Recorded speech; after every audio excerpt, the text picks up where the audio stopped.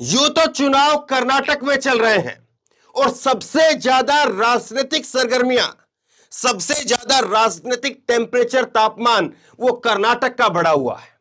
लेकिन कल एक इस्तीफा होता है शरद पवार का, और शरद पवार के इस्तीफे से महाराष्ट्र से लेकर के दिल्ली तक की राजनीति, उसके अंदर खलबली मच गई। और यहां तक कि मोदी और शाह जो कि इस वक्त कर्नाटक के अंदर हैं, उनकी भी सारी की सारी टेलीफोन लाइनें, उनका भी सारा कनेक्शन वो महाराष्ट्र के साथ आकर के जुड़ करके खड़ा हो गया। अब जो है शरद पवार के इस्तीफे के बारे में, उनके इस्तीफे के बाद में अब टीवी और अखबार में जो है कहानियां दिखाई जा रही है, बताया जा रहा है कि देखिए शरद पवार ने जो है वो 27 साल में विधायक बने, 4 बार मुख्यमंत्री रहे, ये सारी कहानियां बताई दिखाई जा रही है। अब शरद पवार के किस्से को समझना, शरद पवार की राजनीति को समझना, वो 2 तरीके से हो सकता है। जिस तरीके से, एक तरीके से जो है वो टीवी और अखबार में जो है चलाया जा रहा है कि देखिए फलां समय पर ये थे, फलां पर ये थे। लेकिन मुझे लगता है कि अतीत में बात करने की बजाय भविष्य की बात करनी चाहिए, और शरद पवार का ये इस्तीफा किस तरह से, कैसे, किसको कितना नुकसान पहुंचाएगा, इसको समझना चाहिए। आप जरा देखिए, एक तरफ मोदी और शाह है तो दूसरी तरफ शरद पवार है। मोदी और शाह जिनकी नजरें हैं महाराष्ट्र के ऊपर, 48 सीटें हैं। 48 सीटों में से पिछली बार 2019 की बात करें तो 41 सीटें वो मोदी और शाह शिवसेना के साथ में मिलकर के यहां से निकाल करके लेकर के गए थे।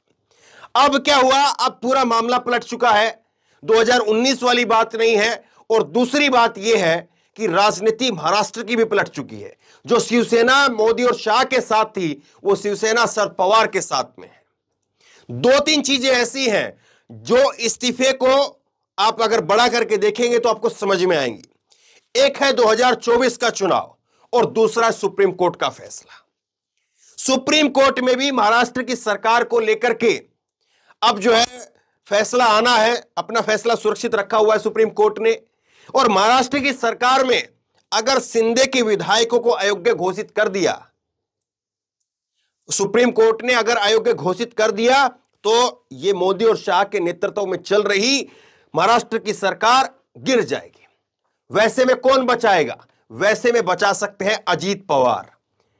महाराष्ट्र में अजीत पवार, शरद पवार के भतीजे अजीत पवार जो है वो मोदी और शाह की सरकार को बचा सकते हैं। लेकिन क्या ऐसा वाकई मुमकिन हो पाएगा? और जिस तरह से ये चीजें हुई हैं, दो तरीके से, 2 चश्मे से बस इसको केवल देखिए। 2024 का चुनाव और महाराष्ट्र में सुप्रीम कोर्ट का फैसला आएगा, उसके बाद में समीकरण क्या बनेंगे, उन दोनों चीजों से देखिए। बस केवल इतनी कहानी है और इसके आगे की कहानी नहीं है। अब इसमें एक तीसरा एंगल आता है, उस पर भी मैं चर्चा करूंगा। लेकिन पहले जरा बात करिए 2024 के चुनाव की।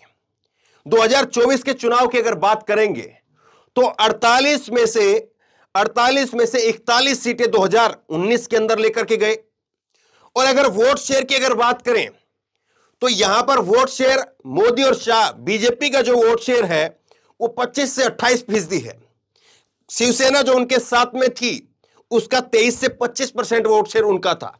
यानी 50% वोट शेयर जो है वो मोदी, शाह और शिवसेना का मिलाकर के था। लेकिन अब वो शिवसेना नहीं रही, अब वो शिंदे सेना हो गई है। और शिंदे सेना शिवसेना का कितना वोट लेकर के जाएगी, इस बात को आप वहां पर मराठा जो सबसे ज्यादा है, 27% वहां पर मराठा है, इससे भी आप तोल करके देख सकते हैं। क्या मराठा जो है जिस तरह से शिंदे ने पलटी करके पूरी की पूरी पार्टी पर जो है वो अपना कब्जा कर लिया, उसको स्वीकार करेंगे? अब आइए नीचे के वोट शेयर पर। शरद पवार का और कांग्रेस का जो वोट शेयर है, शरद पवार का जो वोट शेयर है वो 16 से 17% वोट शेयर है, और कांग्रेस का जो वोट शेयर है 15 से 16% जो है वो कांग्रेस का वोट शेयर है। यानी इस तरफ देखें तो 15 से 16% जो है वो शरद पवार, 16 से 17% कांग्रेस और 25 से 23% जो है वो शिवसेना। इस तरफ जो है वो करीब 44% वोट शेयर है। और इस तरफ बचा कितना? इस तरफ 23 से 25 जो है वो कांग्रेस का, बीजेपी का खुद का वोट शेयर है। और शिंदे जो है वो अपने साथ में कितना वोट शेयर ले आएंगे? 5 ले आए, 10% ले आए, कोई बहुत ज्यादा उम्मीद जो है वो है नहीं। क्योंकि शिंदे को जिस तरह से वहां पर राजनीति को नॉर्मल करना था वो हो नहीं पाया। और एकनाथ शिंदे जो है वो अपने चेहरे के सामने शिवसेना को और अपने चेहरे के सामने जो है वो उद्धव ठाकरे को, उनके चेहरे को फीका कर नहीं पाए हैं। यहां तक कि आपको याद होगा कि किस तरह से जो है आदित्य ठाकरे ने चुनौती दे दी थी कि आप मेरे सामने वर्ली के अंदर आ जाइए, वर्ली में मैं आपको हरा दूंगा। एकनाथ शिंदे उस पर जवाब नहीं दे पाए थे। लेकिन जरा लौट करके आइए शरद पवार के ऊपर। शरद पवार अपना जो है वो एक तीसरा एंगल उनके बारे में जो बताया जा रहा है वो ये है कि अपनी पार्टी को बचाने की भी जो है लड़ाई है। शरद पवार की राजनीति शुरू होती है 1 मई 1960 से, और आज राजनीति की जब वो अंत करते हैं, घोषणा करते हैं इस्तीफे की, तो तारीख थी 2 मई 2023। करीब 63 साल हो गए, और 63 साल एक दिन का ये सफर। क्या किसी को लगता है कि कोई अपने सफर को जो है इतना दुखद अंत करेगा कि उसके बाद में उसका नाम जो है वो मिट जाए, या ऐसा अपने सफर का जो है वो अंत करना चाहेगा कि उसका नाम हमेशा हमेशा के लिए रह जाए? बीजेपी के साथ में जो जाता है उसकी हालत क्या होती है सबको मालूम है। शरद पवार क्या इस बात को नहीं जानते होंगे? शरद पवार तब के राजनेता हैं तब जब मोदी और शाह वो स्टेट लेवल की पॉलिटिक्स में भी उनका कहीं अस्तित्व नहीं था। तब से जो है वो शरद पवार राजनीति कर रहे हैं। अब सवाल जो है, सवाल एक ये भी है कि क्या अजीत पवार और शरद पवार, इन दोनों के बीच में कोई टकराव था? और ये दोनों के बीच में जो टकराव है उसको जो है वो टैकल करने के लिए सारी चीजें की गई हैं। सवाल ये भी है, अजीत पवार और शरद पवार को अगर आप समझेंगे, भतीजे चाचा का रिश्ता है। क्या ये समाजवादी पार्टी में जिस तरह से चला शिवपाल और अखिलेश, वो वाला किस्सा है? और यहां पर शरद पवार जो है वो अपनी बेटी सुप्रिया सुले उनको लाना चाहते हैं? सवाल ये भी है। अब अगर इस चीज को समझेंगे तो ऐसे समझिए कि चीजें चली, खबरें चली कि अजीत पवार के पास में करीब 40 विधायकों का लेटर है, 40 विधायकों के साइन उस पर है, और अजीत पवार उठ करके जो है वो चला जाना चाहते हैं बीजेपी के साथ में, और उनके साथ में प्रफुल्ल पटेल है। ये अजीत पवार का गुट है, वो गुट जो है वो जाना चाहता है बीजेपी के अंदर। उसको लगता है कि चलिए सीबीआई, ईडी और तमाम सारी चीजों का झंझट खत्म, चल करके आराम से सोते हैं और वहां पर कहेंगे कि हमें मुख्यमंत्री बनाओ। एकनाथ शिंदे वैसे ही आउट हो जाएंगे और अजीत पवार जो है मुख्यमंत्री बन जाएंगे। एक जो है वो एंगल ये भी है। और दूसरी तरफ जो है शरद पवार अपनी बेटी सुप्रिया सुले, जो कि 3 बार की सांसद है, उनको जो है वो अपनी राजनीतिक बागडोर देना चाहते हैं, और इसीलिए अजीत पवार के पर कतरने के लिए, सुप्रिया सुले को कुर्सी पर बैठाने के लिए ये सारा गेम जो है वो किया गया है। ना इसमें 24 है और ना इसमें सुप्रीम कोर्ट है। इतनी सी अगर बात होती तो ये बात बहुत पहले हो जाती। इतनी सी अगर बात होती तो ये बात 2018 में, 2019 में, 20 में, 21 में, 22 में भी हो जाती।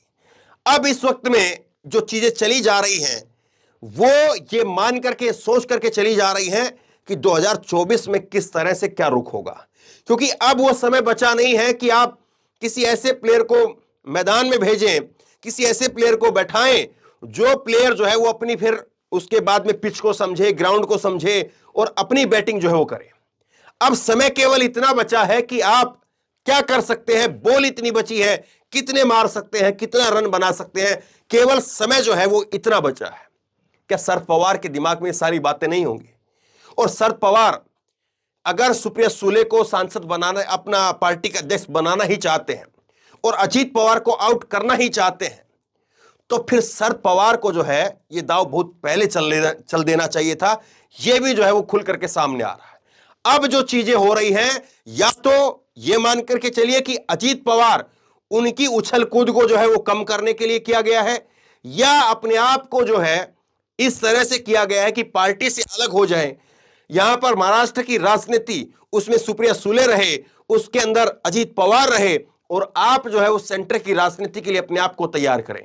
क्योंकि एक वक्त में बात यह भी थी कि नीतीश कुमार से जब बात चल रही थी तो नीतीश कुमार ने भी एक बार शरद पवार का नाम जो है वो सुझाया था कि शरद पवार से बात करिए, लेकिन शरद पवार ने उस वक्त कहा था कि मेरी तबीयत उतनी ठीक नहीं रहती है, बोला भी ठीक से जाता नहीं है, तो ऐसे में नीतीश कुमार जो है वो ज्यादा उपयुक्त रहेंगे।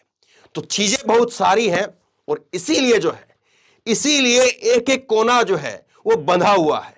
एक एक कोना ऐसा है जहां पर सबकी नजरें गड़ी हुई है। 2024 क्या, सुप्रीम कोर्ट क्या, सेंटर की राजनीति क्या, स्टेट की राजनीति क्या, हर जगह हर किसी को जो है वो अपना अपना फायदा और अपना अपना नुकसान दिखाई दे रहा है। और इसीलिए दिल्ली से लेकर के महाराष्ट्र और महाराष्ट्र से लेकर के कर्नाटक, सारी राजनीति में जो है एक खलबली मची हुई है कि आखिरकार इसकी जो शांत पिक्चर होगी, जब ये पानी ठहर जाएगा, जब तस्वीर क्या होगी। तो बहरहाल शरद पवार, जिनके बारे में कहा जाता है कि उनके बारे में कोई अनुमान नहीं लगा सकता और शरद पवार कब किसको कैसा झटका दें वो कोई नहीं बता सकता। क्या वाकई शरद पवार के बारे में आपको यह लगता है कि शरद पवार विपक्ष को ही झटका देंगे और ये सारा गेम जो है शरद पवार केवल और केवल अपने आप को एक अलग विषम पितामह के रूप में जो है वो अलग दिखाना चाह रहे हैं और पूरी पार्टी को बीजेपी के अंदर भेज देंगे? क्या सारा गेम इसलिए है, या शरद पवार ने इस तरह से गोटियां सेट की हैं कि 2024 के लिए 48 में से 15 से 13 सीटों के बीच में बीजेपी को समेट करके रख दे और खुद जो है वो यहां से सबसे बड़ी पार्टी के रूप में उभरे? क्योंकि महाराष्ट्र देश के अंदर उत्तर प्रदेश के बाद में दूसरा सबसे बड़ा सूबा है। ऐसे ही कहीं पर कुछ भी आसान नहीं होता। तो बहरहाल आप क्या सोचते हैं नीचे कमेंट बॉक्स में लिख करके जरूर बताइए। इस वीडियो को खूब शेयर कीजिए और इसी तरह की तमाम खबरों के लिए ऑनलाइन न्यूज इंडिया को सब्सक्राइब कीजिए। साथ में जो बेल आइकन है घंटी उसको जरूर दबाइए ताकि जैसी कोई खबर अपलोड करें उसकी नोटिफिकेशन सीधे सबसे पहले आपको मिल सके। धन्यवाद। इस खबर को अभी लाइक करें, शेयर करें, अभी चैनल को सब्सक्राइब करें और घंटी जरूर दबाएं।